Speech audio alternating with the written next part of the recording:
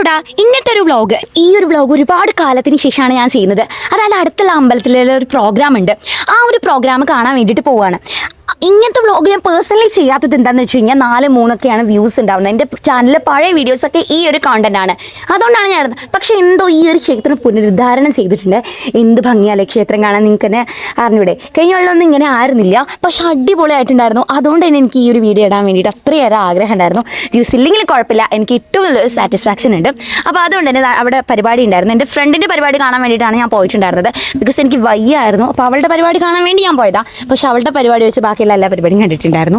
കാരണം ഒരുപാട് പരിപാടികളുണ്ടായിരുന്നു, ഒരുപാട് പേര് ചെയ്തിട്ടുണ്ടായിരുന്നു. എനിക്ക് സാഹചര്യത്തിൽ സമ്മർദ്ദം മൂലം എനിക്കത് ചെയ്യാൻ കഴിഞ്ഞിരുന്നില്ല. ഈ ഒരു ഡാൻസ് എനിക്ക് ഒന്നും പറയാനില്ല, അത്രത്തോളം നേരം അവരത് കളിച്ചിട്ടുണ്ട്. എനിക്കൊന്നും പറയാനില്ല അവരെ പറ്റിയിട്ട്, അത്ര അടിപൊളിയായിരുന്നു. ബാക്കിയുള്ളവരും അടിപൊളിയായിരുന്നു, അവരെക്കുറിച്ചും പറയണം. അവരും അടിപൊളിയായിട്ടൊരു ഡാൻസ് കളിച്ചിട്ടുണ്ടായിരുന്നു. പക്ഷെ ഇവർ സൂപ്പറായിരുന്നു കേട്ടോ. അപ്പോൾ അത്രയേ ഉള്ളൂ, ബായ്.